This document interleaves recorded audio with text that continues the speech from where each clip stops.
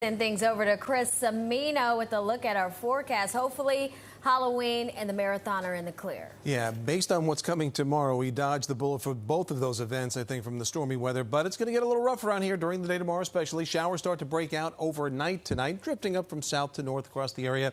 Tomorrow morning, a steadier light rain, but later tomorrow afternoon, tomorrow evening, bands of heavy rain start to push on through. We could see gusts of wind of 40 miles per hour, if not higher, right up against the coast. Coastal flooding for the high tide cycles because of that persistent onshore flow.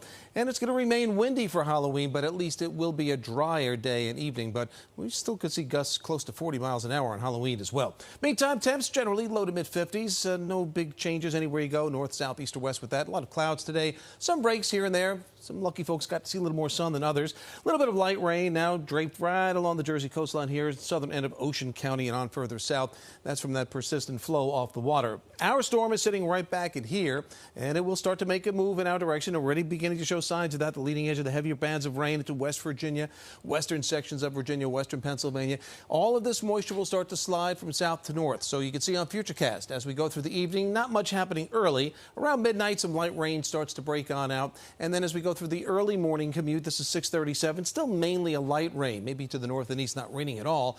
But you start to see the steadier stuff sitting to the west.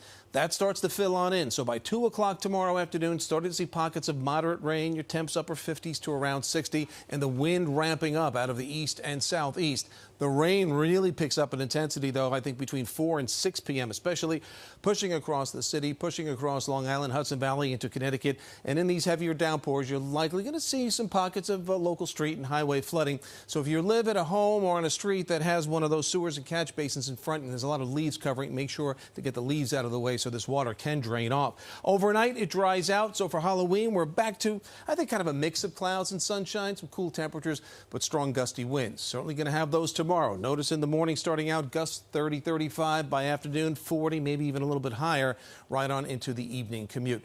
In addition, we have that coastal flood advisory as southern sections of Queens, Nassau County, Suffolk County. The high tide cycles could be 1 to 2 feet above normal. Same thing in Middlesex, Monmouth, Ocean, as well as Westchester, Fairfield County.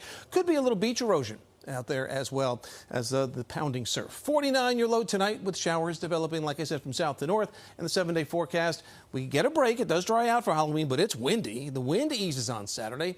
We gain an hour's sleep, fall back 1 hour. And Sunday, marathon looking pretty good. I'll ask G what was the perfect weather for you? He's gone.